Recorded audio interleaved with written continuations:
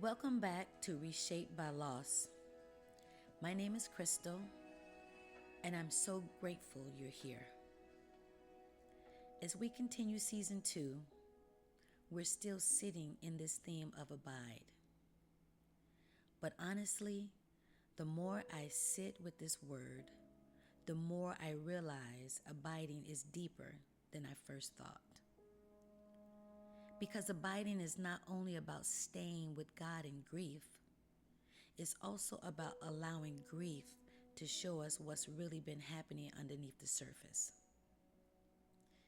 And I don't know, but maybe you felt that too. Maybe loss exposed things you didn't realize were holding you together, like your routines, your expectations, your sense of control, even the version of yourself that always tried to be strong or okay for everyone else. And when grief interrupts those things, it can leave you asking questions you never expected to ask. Like, how do I do healing? Or who am I now? I think a lot of us enter grief wanting relief, wanting clarity, wanting answers, wanting to feel like ourselves again.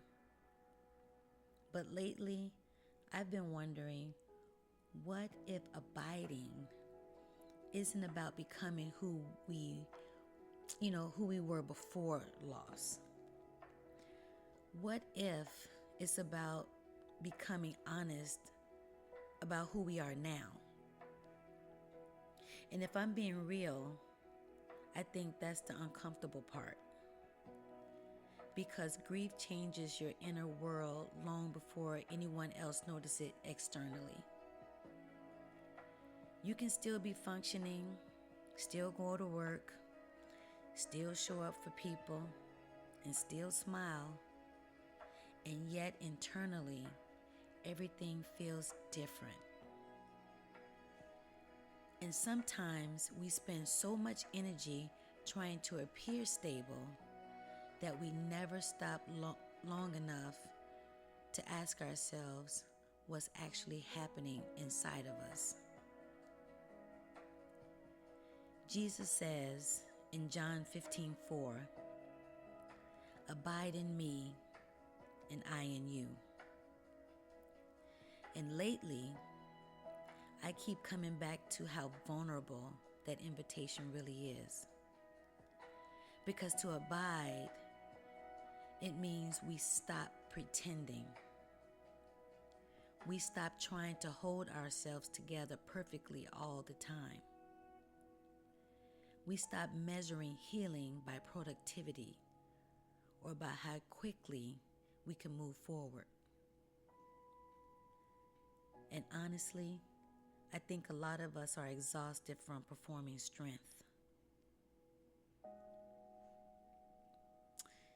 Maybe that's part of what grief reveals too. Not just sadness, but exhaustion. The exhaustion of carrying so much internally while still trying to function externally. The exhaustion of trying to be okay before we actually are. And maybe that's why grief can feel so disorienting. Because loss has a way of dismantling old versions of us. Things we depend on emotionally, mentally, even spiritually. Sometimes they don't carry us the same way anymore. And that can feel unsettling. But I also think disorientation also means we're failing. Sometimes it means transformation is happening underneath the surface. Sometimes God is slowly loosening our grip on things we thought we needed so we can learn how to depend on Him differently. not through constant emotional highs, not through instant understanding, but through daily dependence. Psalms 46:10 says, "Be still and know that I am God." And I used to hear that scripture and think stillness just meant silence. But now I think stillness is also where we finally notice what's been driving us. The fear, the pressure, the exhaustion, the constant need to keep functioning.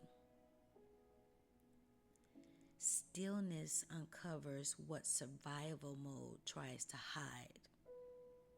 And yes, that can feel uncomfortable. But honestly, it can also become sacred, because God doesn't shame us for what grief reveals. He meets us there. And I think that shift I've been sensing, I think that's the shift that I've been sensing lately. Healing isn't just learning how to cope with loss. It's learning how to live honestly in the aftermath of it. To stop abandoning ourselves emotionally. To stop numbing every hard feeling. To stop believing we have to earn rest, peace, or care. Maybe abiding is less about becoming better and more about becoming rooted. Rooted in truth. Rooted in God's presence. Rooted enough to remain honest while we heal. Because grief reshapes us, but it also reveals us. It reveals where we are weary, where we are afraid, where we are longing to be held together. And sometimes the bravest thing we can do is stop resisting what grief is trying to teach us about our need for God. So today, I don't want to leave you with pressure. I just want to leave you with permission. Permission to slow down. Permission to acknowledge what hurts. Permission to admit when you feel tired, uncertain, or emotionally overwhelmed. And permission to believe that God can still meet you there.